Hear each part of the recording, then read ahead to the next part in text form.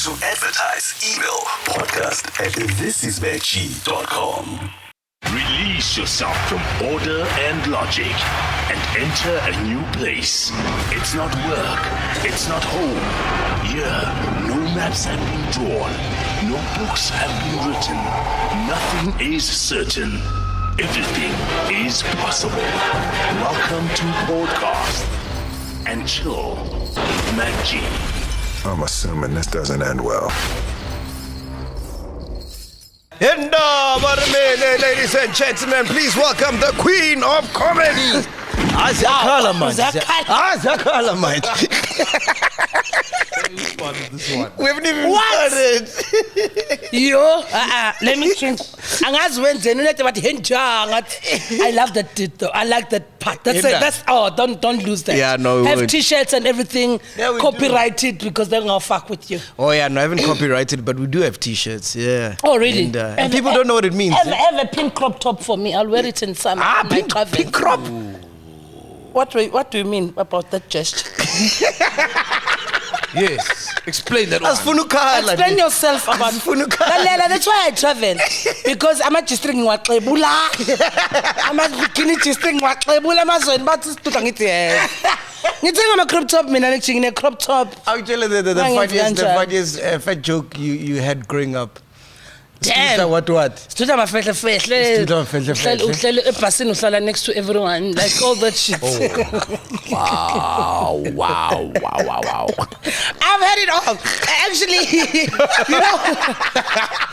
I'm from the rural areas and a family of 8. Yeah. So ngikule vele ekhaya kuyakorana bafana, and at school. But then I took after my dad. I speak a lot. Yeah. So I think before I knew that I even have words for myself, I would be like, okay, you're bringing it, let me, So I've always known how to respond. I didn't care. So you've never ukale? No. And I always tell people, with everyone, either fat, dark skin, whatever it is that you had that was young, that was not cool and whatever, that maybe made you lose your self-esteem somewhere, insecurities. But you are only left with 2 choices. Either you're going to constantly try to prove people right, or marvel at that state. When you are one that they don't understand, you are safe. Because you are in a no man's land, you are on your own, it's good. Because now, even if whatever that you're doing is good for you, because even if you do the right thing, they're still going to complain. You do the wrong thing, they're still going to complain. So do your thing. So for me, that's the route I take. Because actually, I'm trying so hard to impress who here? Let me see what is this. Because now when you're trying to impress other people due to insecurities, you end up ignoring yourself. Yes. Meanwhile, we have dope stuff to give. So I think for me, I was lucky enough not to have that thing make me fall into depression. Kids now, depression, mental illness.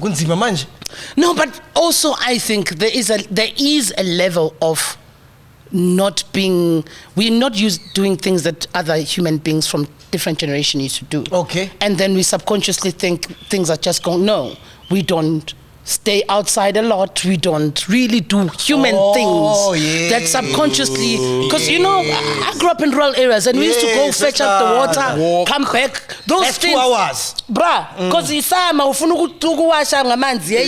can't waste water. Take your own 25 liter. That's why I grew up with the 25 liter here. That's why I'm going to join the days do the man 25 liter. Oh wow.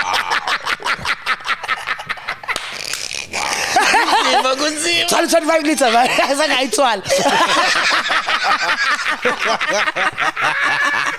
can't go down like that. So I think life is meant to have things that are hard. As a human being, they do things to us to make us align. That's why even those people who are healthy go to gym a lot. Mentally, there's something that it does to you. You can't just smooth out to go after the car. Someone is doing breakfast for you. You're doing nothing. You just, you know what I mean? Subconsciously, that hinders us as human beings. And therefore, we do not, I believe, I'm not a professional. People must not come at me and be like, guys, let's just talking rubbish. But I'm saying, I think we loosely use depression as a word these days. And more especially amongst black people. Because I'm like, wait a minute. We haven't got the land yet. Exactly. Don't throw that asset quickly. Give us the land and the money, check us in 10 years if we are balancing. No, you're talking to people who do not have trust funds that they are depressed. No, we are not depressed. We are broke, bruh. We are not depressed. We are sometimes within the system that we can't control because people was a big racism. We still have to explain to Gareth what's wrong with that statement. Hey. Yet people are easy to fight these little liberties. That's a problem I have. I think we have been consumed by something that doesn't grow us as human beings. We've been consumed by sex mostly. And it's not like... but you can't live by it alone. You know what I mean? But they were having a lot of yes, but also your dad had 8 kids. 8 kids, definitely. You but see? After 8 kids, he played a guitar, he used to weld, he read, he wrote books. He wasn't having sex with every other 5 women. He made 8 kids with my mother. Wow. Sex has got nothing to do with it being sex. The thing is, we are over-sexualized in whatever way you look at it. People are easy these days to say, hi, my name is so-and-so, I'm bisexual, I'm straight, I'm psychosexual. Who gives a shit? Do you have metric? Like, sometimes that's not the first thing that you start with and say, this is who I am. How are you defining yourself with one activity of your life? I'm a fat person. I'm not a plus anything. I'm celeste, because one day I might lose weight. I'm still failing now, but I might lose weight. Sizokhala one day. Sizokhala one day. So I cannot define myself with such limiting things. And for black people, it's such a dangerous thing for them to do. When the looting was happening, I realized that, now all this time for 27 years you were busy identifying with sexuality. Now there's nothing wrong with it. All I'm saying is it can never be the priority in a hierarchy of our needs. Do I make sense? You know what I mean? So when the looting was happening, they didn't say, oh, the bisexuals can buy bread. It was black people. Now race came back. Hello, wake up. That's all I'm saying. I feel like as black people, we are being pushed to these legal liberties that white people want us to hold on to while they're doing other shit. Hey, bruh, economy comes first. Fine, you can fuck 2 women, you can fuck 2 men. Who gives a shit? Where are you fucking because you don't have a land? Like, where? Usarenta, maruna bafazi abayifo. Sure. Ngicela ukuphuza. Celestial gem.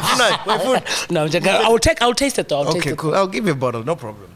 So what you're saying, I love what she's saying. Hey man, she's dropping gems. So what you're saying is that, okay, especially like if you look at Twitter, there's woke people that are fighting to be woke, right? Yeah. They know everything, right? We've got feminists up in there. We've got the LGBTQI community. Yes. So what you're saying is that all of that is not relevant. It's not a priority. It's not a priority right now. I had, in actual fact, last week I had 2 conversations with white women about this. And what aches me is that, and I wrote it on Twitter when that Gareth thing happened, that for me, racism is the major issue in our society. Yes. Beyond gender, yes, I said so. I know we are in gender-based violence situation, 100%. But still beyond gender, because even with those gender-based violence issues, we have dynamics that makes it when you trace it back, it all traces back to racism. So do I make things sense? In the country are broken because of racism. Every little thing. I read this book by Dalimpofu's son. Walsh, what's his name? No. The new apartheid. Yes. And when he breaks it down how the Constitution is, the fact that our Constitution is not written that racism itself is, you are go to jail. That crime. It must be stipulated. No, it's not as stipulated. It's like everyone must be equal. Who was oppressing who? I think the race issues are just ignored because black people have been comfortable with poverty. And when I had that argument with those white women, I had to make them understand. For me, the reason why race comes first, because as much as women in general has been oppressed, but you don't see a group of white women in shacks. Because if they're there, it's a tourist. All I'm saying, when Fairwood was killing people, he was still getting a blowjob from who? Is my question. No, let's not know. Because what is happening now, all of a sudden, white women have got one fight. Salar. That's it. I have so many fights. So there's no way you are equating my fights, which I DNA inherited and traumas that are constant, even on the current. Yeah. You are the same like me. I'm sorry. Okay, let me play devil's advocate. As black people, where's our accountability? Because we've been free for how many years now? 20? Yeah, accountability is just... more than 20. Yeah, for 27 years. But our accountability is to... Let's not be hung up about things. Let's be wise enough to understand what is this thing that we are hung up on. Is it are we still on a track? When we fought for the freedom, when we read the history books, when we understand what was it all for, have we got what we said we wanted? But here's the thing. If then you are still fighting for something that does not get you that, know that you're losing. And it's clear, economy is power. True. And without power, you cannot fight racism. But black people in general, and I would like to believe in the world and in diaspora, we are really hung up on shit that does not make any sense. But the black people are in power now. Yeah, but and they're in power. going backwards. The thing is, it's not even about them being... It's exactly. You got power, political power, not economic power. Whew. So yes, you can say, but it didn't. There's a generation in this country. There's someone who's 35. We've gotten our freedom at 27 years. There's someone who's 30 who's never seen a day of a job or anything, any opportunity. That person is exactly the same years with our democracy. So what are we saying? But then we are quick to 90%, 80% talk about who's sleeping with who's showing up. I mean, come on. How much calm do we need for us to get over this and face other shit? Really? There's more to life. Come on. And also, when you're having sex with some people, you're like, because sex is not a quantity thing, it's a quality thing. Yeah. I love sex. Yeah. I'm very kinky and sexual. When it's just that I don't open, my doors are not a taxi rank. But when I open, Zakan. Hey, cool. Let's start from the beginning, man. Yeah. I want to find out, how was it growing up in a house full of 8 kids, bro? It was great, amazing, stunning. I didn't know it then, but also I think the most important person in our upbringing is our dad. Did you forget your name sometimes? Not really, no. Oh, he was, actual fact, he was too smart. I only feel sorry about my dad because I believe he was born ahead of his time. Okay. And he was born in a space that didn't give him that much opportunities. But he was such a fucking genius. Yeah, I mean, he played guitar. I'm telling you. Well, I woke up every Sunday. And a thriller. Every Sunday. And he wrote books. And he wrote poems. Wow. And he wrote music. Every Sunday at home. Where are those books? Wow. Well, some of it is with my family and my siblings and my sisters. I brought some of them. You can release them and make them like they're yours. Well, working on something. Beautiful. But yeah, every Sunday, my upbringing, we had jazz in my yard. Wow. Literally, because my dad had a band and they rehearsed every Sunday, though they were not booked, but it was nice. So I grew up with a very, very rich musical taste. Yeah. And who got the biggest piece during dinner? Of course, me. Was it you? No, I'm the only big one in my house, like literally. Not really like that, but we grew up different. One, we were in rural areas, and we were very, I would say, secured. Yeah, not well off. Middle class. We were enough. Enough, okay. The irritating thing was that between my mom and my dad, people that know us in my hometown, they say, if you guys grew up in America, you could be Jacksons. Because my mom and my dad were that kind of a power couple. They complemented each other so much, and they created their life in the rural areas, and they had their rules and their way of doing things. So we grew up sheltered, but also cultured. It was sheltered, cultured. The same drink? Oh, yeah. The same drink? Ofuna man's munch. Awungenzele lento yakho tonight. Yeah. Ngifuna ukuyizwa. Ngifuna ukwazi ukuthi mhlambe ngizogcina ngihamba no cameraman.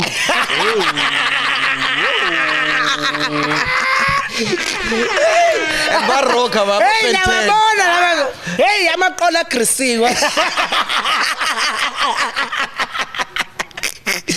Can we just get some ice? We'll yeah, so I grew up in a very interesting environment at home. Yeah, Mesh. Just put some ice in here and some dash. We'll make some grandeur. Right. Yeah, that's fine. Yeah. Thank you. Yeah. So my upbringing was very interesting. I have very, very interesting siblings. My dad didn't make us go to church, in actual fact. Yeah. Drops wisdom now and again when he feels like seniyabizwa.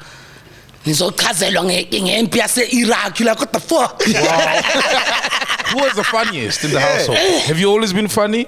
I think yes, though, because there was just way too many of us in my family. Well, not way too many. There's many of us. Thank you. Okay, we're gonna close the branding until you pay us. Danko. Otherwise, you've been in the game for long, eh? So his character afforded us, and I think God gave him such a blessing. Out of 8 of us, all of us took something from him. Wow. That's how dynamic he was. And I have a sister who's a doctor, a sister who's a designer. Wow. Are you the black sheep because you're a comedian? This is my sister's shirt. Oh, nice. Yeah, she dresses me up. Are you the black sheep because you're a comedian? Kind of, but no, there is another real black sheep. Hey. Who didn't you get along with in your siblings? We literally had to get along. Serious? My dad doesn't play that game, bro. Yeah. After, like, we were made. I slept with my sister, the one that designed my shirts. Yeah. We literally slept together since we were young. Yeah. We shared a bed, basically. Yeah. Like, we were sheltered and we were transported from school to, you know. And then how would you guys travel? Let's say you go into the mall. What mall? we everything was bought at the wholesale. Yeah. Because there's many of us. When they buy, because if my mom was a nurse and my dad started the tuck shop, so they had shops, those township tuck shops. Yeah. So whenever they did their orders, they would also buy stuff for home. Yeah. So there will be like 3 bicycles for the 12 and the 13 you'll share. And then, you know, 6 balls, 6 tennis balls. My dad was like, everything is there. So play. So even on Christmas clothes? In actual fact, because my mom's family, they were 11. Yeah. So we had a lot of cousins. Yeah. But there's no way that 8 of us, we could go and visit at Granny's. There's too many of us. So they will come to us. The 11 of them. The other cousins. Because we couldn't go to Granny's house. There's 8 of us. Yeah. My mom was like, damn, 3 days is enough, mama. So then the cousins will come to us. Yeah. So we've had such an adventurous Christmas and festive because all the time we were visited by our cousins. Yeah, man, and it's nice having a big family, dog. Yeah, no, there's always so much to do. I can imagine. You can never get bored, bro. So I guess the character was built from there. Yeah. So why did you move when you were 12 years old during the NCIFP violence? Yeah, we moved. My remember those days Nkata will come into the home and ask. How bad was it? It's bad, very bad. Like literally, it was bad in such a way that, remember those days they used to say the people that stay in hostels because they didn't have a training camp, so they would build those guns, you know, crash, and then they would stay there on top of at the hostel and the top of the hill, looking at the people walking down the street. Damn. Umshayelo ngokunika 20. Wow. You lie. Oh, I'm back. I know it's a very horrible game. Red light, green light. We used to hear such stories when we were growing up. Though it's the insanity of it is what is funny. I know I'm laughing alone. I'm like, oh, what a horrible motherfucker. So Nkata would come home and do what? And then they will ask for, well, either way, it could be Nkata. This one time, it was just a mess. So Nkata then, usually they will ask younger men, young boys to come and join. Because then if you're not joining, that means you are NC. Yes. So there's 4 boys in my house. My mom hid 3 of my brothers on a long drop toilet, stump cock on the side. They had to face the shit or face the bullets. Saul, is that you? Hey, bro. I'm in there. And then my other brother ran, and they ran after him. Luckily, he's a runner. Even till today, shaba mo 40 kilometers. So then he ran. Then he hid in the streets, blah, blah, in the trees. It was a long thing. We thought we had lost him, and then He showed up the next day. I think he slept somewhere in the trees. It was dangerous, whatever. So. And they never did anything to you because you. No, because we were women. Yeah. And then that's how we moved. I know that literally after that incident, I can't remember, but I think probably within a month we'd moved. We moved. It's crazy, man. You're talking about something so sad, but with a smile. You know? No, but this is when you know you've healed. Oh, yeah. When you tell the story, yeah, with just a know smile. you've healed. Yeah. It's not really a smile as such. Since I'm beautiful too, but yes. All right, so we come to Joburg. Tembisa, you stay in Tembisa? No. I stayed in Guatema actually with my Springs. brothers in 2001. But Joburg failed me. I partied in Yeovil with Brenda Fass and Patricia Machalisa. Patricia Machalisa. A friend of mine, Nons, who was so wild. I think we always call her Vinola Mashejo because she literally was that wild. Yes. For some reason, I don't know how she befriended Brenda Fassi. I'm at the salon. I'm here to party with her. The next thing I know, Brenda Nenja. And she's big that time. Yeah, and I was like, damn, really? But she was such, like, I think I was afforded to meet iconic artists, and they were so human to me. Like, I had met Umamu Busim Hlongo. Oh, wow. With my sisters, and she saw us smoking outside. And she came to us and she smoked with us. And literally we just watched Baba Miles' concert. Wow. At Playhouse. Then it was still Africa, whatever, jazz concert things. So the way she embraced us and she spoke to us and she wanted to know about us. Meanwhile, we knew it. She was Muslim Klong. I was like, yeah, Muslim Klong. You know, talking to me. Yeah.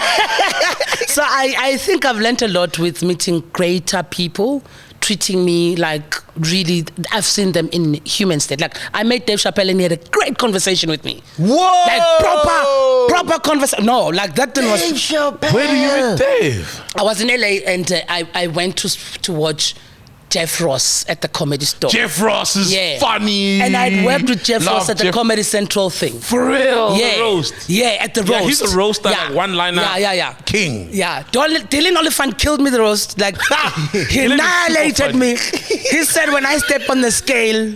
It was still Zuma's era. He said when I step on the scale says it's 1,510,000. Oh, the crowd was... Dylan is I good. only redeemed myself with my set. My set was fire. Yeah. Oh no, I was fire. Jeff Ross came on stage and we're like, guys, I know this is a roast, but this girl just headlight. Yeah. Just so you know. Yeah. Hannibal Harris went there and it was such a crazy thing. And was it in English or Zulu? No, here in English. When there was a Comedy Central festival here. Okay. Yeah. So then I went to LA. Then I went to see him on stage because I was staying opposite the Comedy Store. Wow. So I was like, oh wow, there's Jeff let me Ross. just cross the road and go there.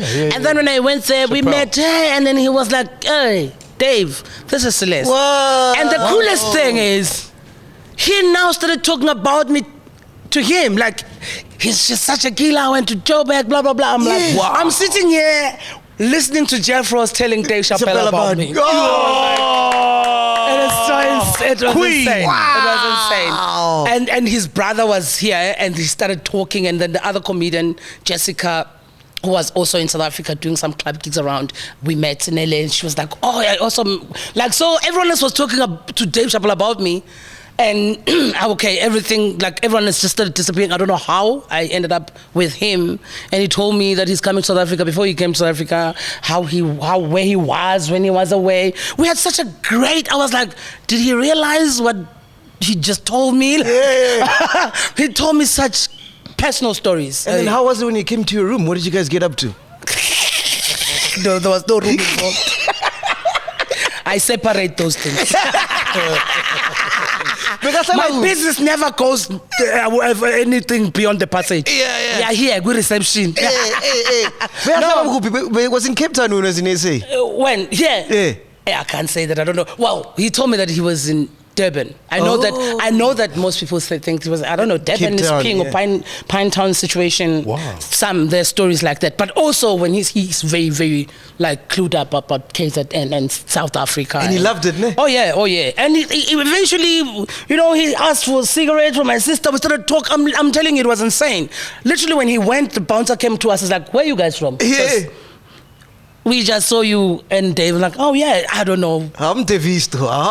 You know, so I've had to meet great people. I think that also keeps me in check all the time. Wow. The fact that I'm always lucky to meet the iconic people I worked with. Hugh Masekela, it was amazing. I met her at the Commonwealth Games. I didn't even know, and I was coming from France for my sister, and then I was going to go to the Commonwealth, and he was performing in France at Marseille, where my sister stays, for jazz. Yeah. So I went to see that, and when I told him about it on stage, literally the whole 2 days, he was amazing. He was amazing. Tell me stories about the Still Grazing book. Like, he was amazing. You know when someone's like, you don't have to tell me this story. You don't have to open up this much. I know you met so many people, but I'm very lucky. And Brenda Fassie, because I've heard crazy stories about Brenda. Oh, no, he was crazy. She was lit. This one time, they Yeovil. Yeah. What is that place? There's a I forgot. There's a saloon, and then it's an open area situation. Yeah. So people would used to like plug a speaker and play random musicians, young artists. Brenda Fassie started taking the heads. You know the heads people are putting money on. Yes. Took this head.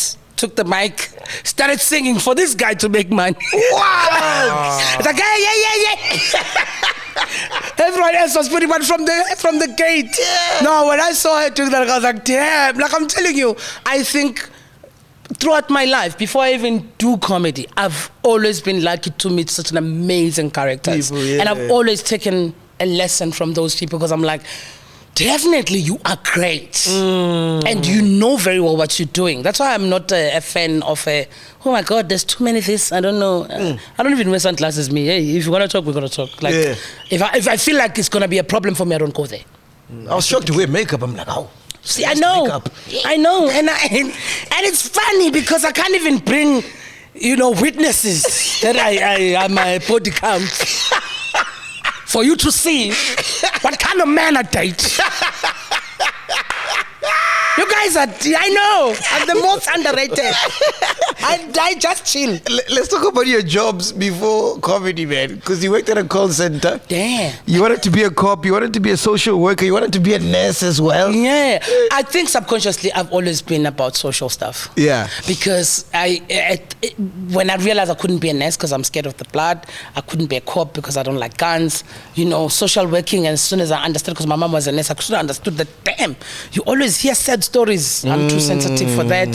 So I thought I was going to do political science or drama at school.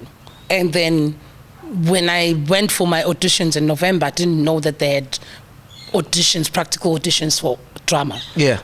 So I ended up doing entertainment technology. So I used to do crew work. That's why I'm very, very fond of the crew.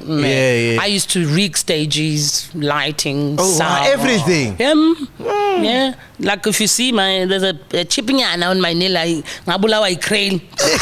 Not for real. Literally, I worked at the Luther Vandross concert in Durban, Benning Spear. Sure. Whoa. And when Michael Jackson was there, I'm 42. Wow. This is crazy. It's like a movie. Yeah, I started there. Just do that.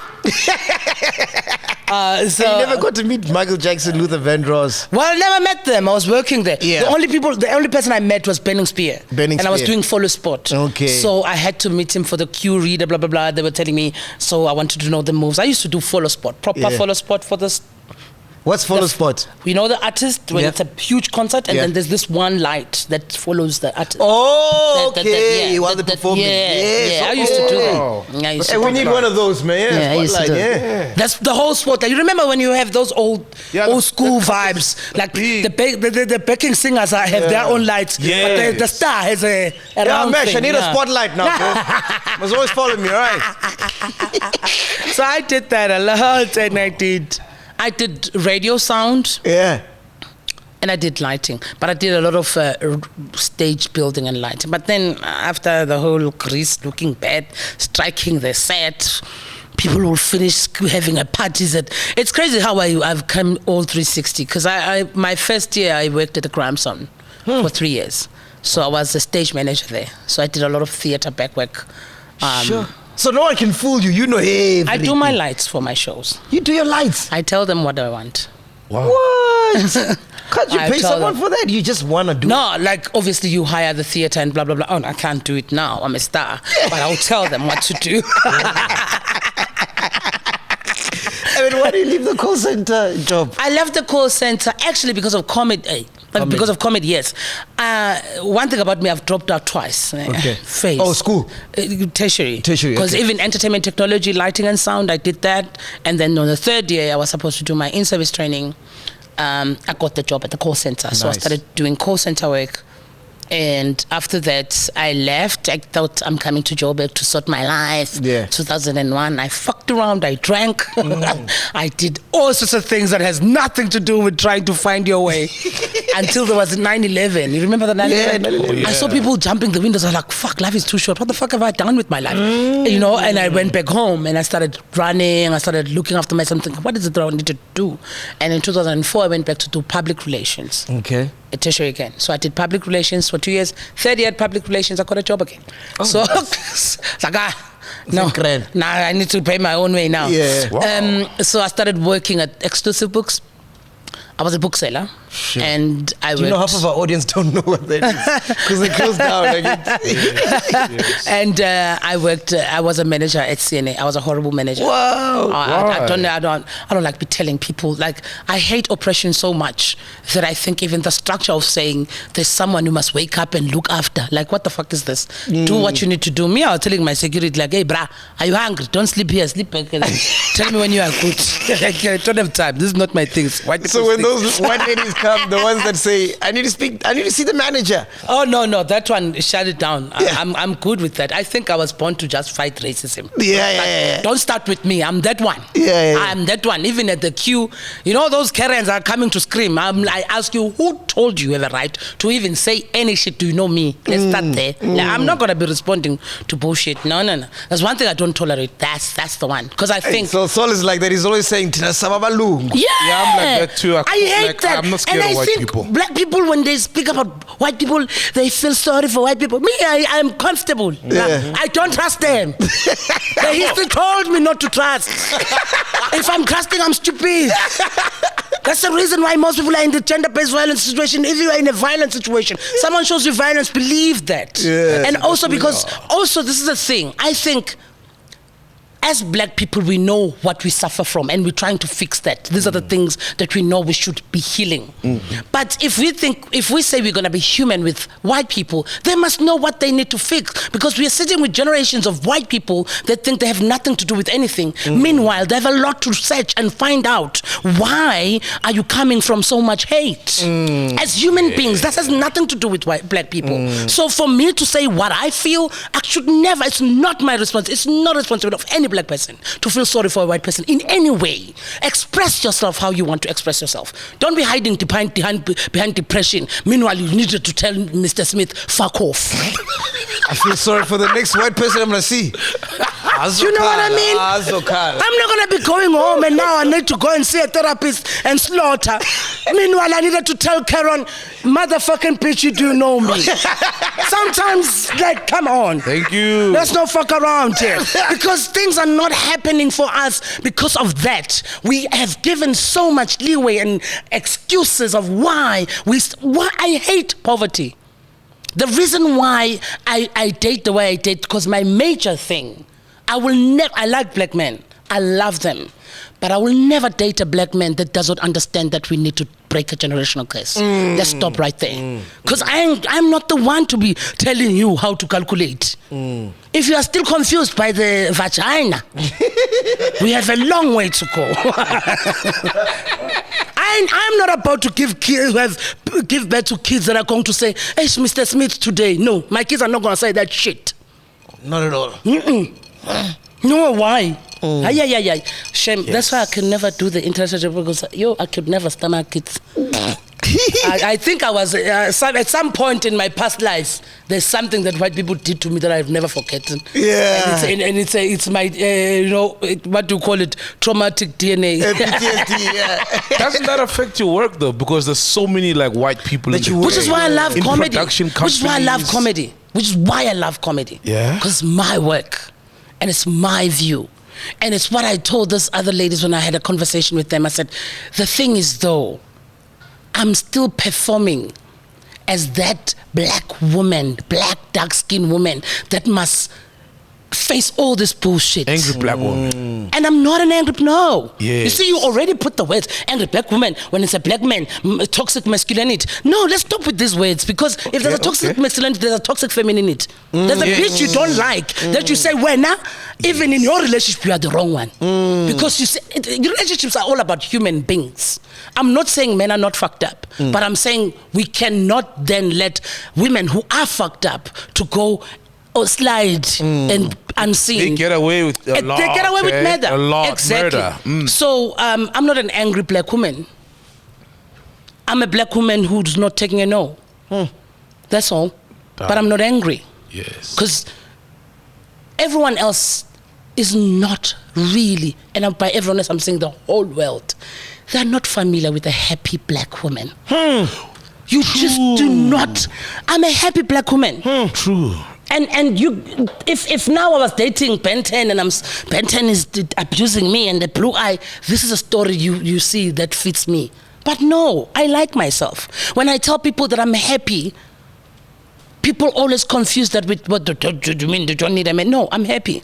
I mean, even the man that comes must understand there's happiness here. We ain't playing that game where no, I'm happy. I decided I am going to be, because I've worked for it. And because the thing is, we are trapped. Every time a black woman does anything progressive, there's a reason why not. She shouldn't celebrate too much. You are married, maybe they're going to cheat on you. You have kids, maybe you want ... You don't have kids like me, I don't have kids, I'm not married. People are still worried about my life. Bruh, I don't have dads. What the fuck do you talk about?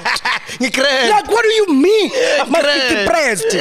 Because there are certain things that I've achieved that I think most people in the world are yet to understand, to crux. Do you know how beautiful it is to discover yourself over and over with no inhibitions and disturbance? I know myself. I know myself so well. Yeah. You know, when you date me, it's easy, most. I mean, I'm easy. I know myself. We're not going to go through things where I'm still finding myself. I think the society just need to be really, really grapple with an idea that the next generation of black women are going to be happy, because we are. I'm not taking that whole angry black woman. Serena was angry, Caster Semenya was angry, Nina Simone was angry, Winnie Mandela was angry, but no one is talking about what happened to them.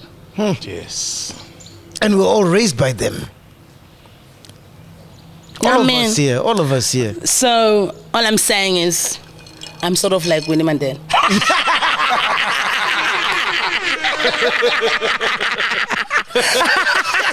Yeah. It's just that I don't like that whole Mbogoto situation. I don't like that. I don't want to subscribe to that. I don't like that whole notion, because also I think that's what makes us black women not receive love so much. There's so much that we've taken on, and we are Mbogotos, we are strong single mothers. Those things are rubbish. It's archaic. It's old. No, and also, it's not how God made us to be. We need to be soft. Fuck that. Yeah. So me, I'm not in Pokot. You guys are supernatural. Oh, no. I need things. Let me taste this gin. While you taste the gin. Oh, it's beautiful. Oh yeah, no, thank you. Oh, damn. Yeah. Granger. Lovely. A black woman raised me so I can make it nice. That's good. Yeah. No, they raised all of us. Yeah. Including the white people. Yes. Yeah. Sometimes neglecting their own, right? Yeah. Anyway, tell me about the first time you see Kings of Comedy. Damn. A friend of mine, Pam. Yeah. Pamela Lungana had a boyfriend.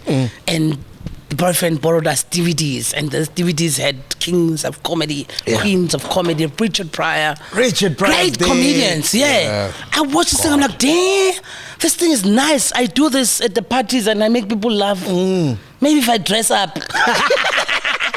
I can make some money. You know? And it so happens that a couple of months after I see the poster on Durban somewhere, they had a comedy show. Yeah. Stay Kumalo is playing on Mkoka now. Yeah. He's the uncle. If you watch Mkoka, the thing that plays on Sunday now, he plays there. He was doing drama in school. So I looked for him and I called him and he's like, oh, I was looking for you. Yeah. This show had passed, but we're looking for another show. So he booked me at church. paid me. So that's why I always tell all comedians I was booked and paid. Yeah. Even in my first 5 minutes. So, no free gigs. No free gigs here. So that, it happens that the guy that was doing 99% comedy shows then, which was Monabisi Grootbom, saw me there and called me. I was still working at the call center and called me and said, "Hey, Celeste, I saw you in chat." I didn't know what was going on. And said to me, "I don't have much money, you see. I have maybe 1,000." And I said, "What?" So maybe like, "Hey, I can do 3,000." I said, "Yes, I'm there." Never even gotten out. I was like, "Okay, 3,000 guys." So that's how I started. Do you remember comedy. your first joke though? My first joke, because it was in church, I couldn't talk about anything. So I ended up talking about myself and how we grew up. My upbringing helped me. Okay. I spoke about little things like that, like And how then I it landed. Yeah, I didn't landed. die. It was safe enough for church setting, and it spoke about family a lot. So So you I think even you got can standing you find- ovation. When do you get that? So you think 2009. Oh, I was okay. supposed to do it in 2008, but I was still working at the bookshop. And the funny thing happened, I'd never been overseas, ever. Yeah. And I read the book, Eat, Pray, Love. Okay. And my sister had already was staying in France at the time. Yeah, she was in Paris. And she really just booked me a flight and sent. Literally, I finished the book today. 2 days. I got a message. I was like, "Damn, this manifestation thing works." Yeah, it's crazy. Yeah, and then he booked me a flight to go to France, so I couldn't do. In So you think you're 2008. funny, so you think when Swiss won, it's because I was away. And then I was like, definitely the next year I'm doing this. So I remember I woke up at 5:30 the following year. Yeah. I was number 3 on the queue to Were do there a lot of females? to audition. The way I think, sometimes I feel like there is in your journey, there's a moment where you are in transit when you don't really understand what's going on. Yes, you When you've surrendered to your journey. Yeah. I was at that space because all I remember is that I woke up at 5. I never told anyone. I took a taxi, went to bed center, stood there, had my book. I was reading my book, had my scarf on. You are number 3. I was number 3. Said there, hello. Like I was I was in my zone so much. So when I did that audition, I didn't even know whether I passed. Then they called me the next day, say, "Hey, blonde girl." Actually, that's how I kept this hairstyle. Because when I did the auditions, I was going to go to a wedding, and when I used to shave my head bald all the time. Yeah. So we were going to the wedding, and my cousin was like, "You always band, like always bald." Guys, Try what to are you do talking about something. that's more important than this? Please share. Please Here's share. the mic. Yeah, please share. Can you give them a mic? Yeah. Because clearly it's more important I than need a this. 6'9". Here's the mic. It's more important than Celeste's big You guys break. are crazy. I'm like, okay. All right, cool. So Yeah. where was I? Yeah. I forgot. Anyway, what was I talking about? Big break. Yeah. So Hairs, yeah. yeah. So the hair thing. So I did the blonde thing for the wedding, and it happened that I had to do the auditions. Yeah. So when I came up, when they called me for the auditions, they called me blonde girl, and I was like, "Damn, I must keep this thing because we're going for a competition." It I works. kept it. Yeah. And then after the competition, David Ka was booking me on a show in Durban. And then I rocked up 2 weeks before the show with my chiscop, and it was like, "What are you doing? You can't be on TV for these months." And then all of a sudden, there's no way. Don't change that hairstyle. I was like, "Oh, okay." Yeah. But I've never been attached to her, so Yeah. it never fazed me. So Okay, let's fast forward. How do you get the Isibaya gig now? That one was funny. Yeah. Actually, that's another 360 because the same guy that got me the first gig in comedy is the same guy that got me Spy. Wow. I Look was at in God. Durban. Listen, I moved here for comedy, 2012. I didn't know Spy then. I literally was moving for comedy. For me, I was like, I think I'm done with Durban now. Let me just see. Saint-Grand. Saint-Grand. I've worked with all of them. All the guys coming from Durban, they come, and I'm always on the best lineup with them. So clearly, I can rock Joburg as much as I rock Durban. So I decided, no, let me come this side. So that year I was here, but I was booked in Durban for a weekend, and I remember I think I stayed in Durban for 5 days or something like that. I was partying, having a good time. It was a Saturday. I was drunk actually. Hey, live party. Yeah, you're a rock star. Hey. Got the call. Hey, please make sure you go to the auditions because I respect Stay so much. I was like, shit.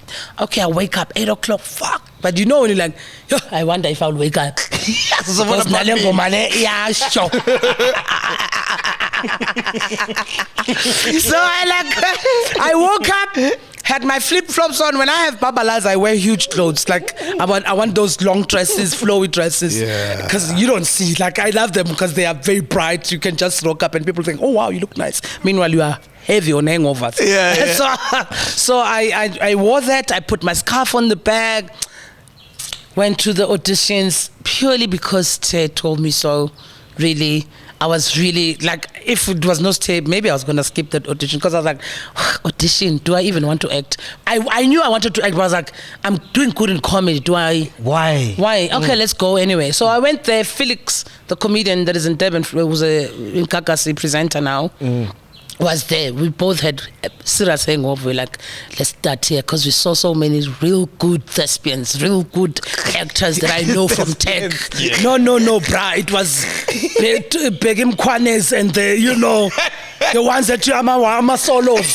It's just shy monologue, the playhouse song So like, I'm gonna be the first one. And then they made me do so many things. Also, they said they gave me the scenario, so you're gonna be a wife, blah blah blah. I literally took the scarf that I had on my back. I wrapped it as I tied it in my head. I did the thing, and then they kept on giving me different things. And you're hanging. Different things. I'm hanging. I'm looking at Angus going, these white men, honestly. Why they bring white people here? Because seemingly he's making me repeat shit that I think we should be over it by now. And if it was a black guy, you just wouldn't say that. I saw Kutluano was there. Kutluano Ditsele was there. Was a casting director as well. So finished, and they asked me, so what are you doing? I'm a comedian. They were like, really, comedian? Yeah. Do you have a picture? No. Do you have an agent? No. That's how I got by. Took a picture. I forgot about it until they called me around November. Sure. They said, what's your name? I said, Celeste. Are you staying in Durban or in Joburg? I said, I'm moving to Joburg. I said, okay, great. I was like, okay, cool. That was a call. I'm like, these people, because I'm waiting for a second call. Yeah. And then January, I'm there going, wow. It was nice doing 2012 in Joburg while I didn't have any salary. Now it's the new year. How the fuck am I going to pay these bills? Yeah. Let me smoke some joint and think. Yeah. While I was high, the phone rings. You are higher. You are higher. Can you come to the studio? I'm like, fuck, I'm too high. I was like, I'm busy right now. Let me check my schedule. I asked for the following day because I'm like, there's no way. The wake up and bake. Well, you got the good one. Sneyman look shine a little namhlanje. Uzumfonela IT. Ongbambi. But that would have been dope. Imagine the first scene high as a motherfucker. Then I went the next day that they told me that I'm higher, blah, blah, blah, I'm going to do this show. And that was it. But then I realized when I got the email, I think that's when it dawned on me. Throughout the whole process, it was just another thing that might happen, might not happen. So when I saw the cast members, hey, this is real. I was like, shit. Are they serious? Yeah. And I'm a lead in this thing. Yes, you were. So I was like, okay, no. I literally went on set the day that I was supposed to go and do my costumes. I had to go and really introduce myself because I felt like I'm out of place. I do deserve it, but according to them, I don't deserve it. And I will understand if anyone sees me and say, how the hell do you put her against those people? And you killed it. And I think because I must say, Ismaya was my varsity of everything. Wow. Being an entertainer, being a thespian itself, being an actress. I literally, and that's another thing. Some comedians were like, why are you staying in a soapy for so long? Yeah. Which is what Trevor Noah was asking me. Like, how are you going to do both? Because comedy and soapies really doesn't mix with and comedy. It's demanding. Yeah. But then I was like, I know. But also my view was very... I had a local view of what I can achieve when it comes to comedy. I was like, I have a show on TV, then I can fill up my, venues. But then I realize now, which is why it helped me not to be on this map for this long, that how much work I still need to do in terms of the comedy space, because also it's importable as a craft. Yeah. So one cannot limit themselves. Speaking about actors, man, how did you feel when who's the actor, man?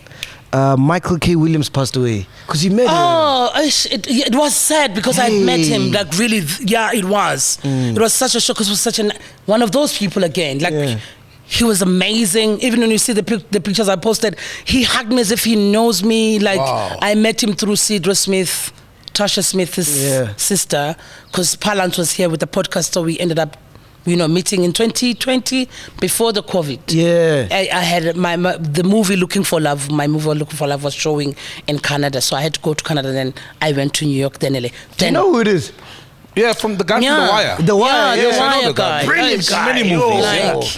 Phenomenal. It was one of those sad things, and man, sometimes I think artists are too spiritual because most often when you look back at their lives, you are like, as sad as it is, you feel like this person lived a full life. Oh yes.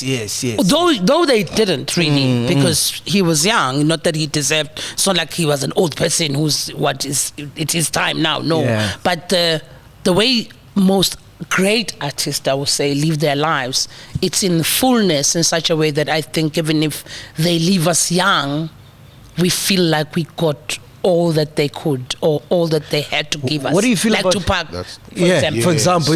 What do you feel about people that say comedians are the most hurt people, that's why they need to make other people laugh?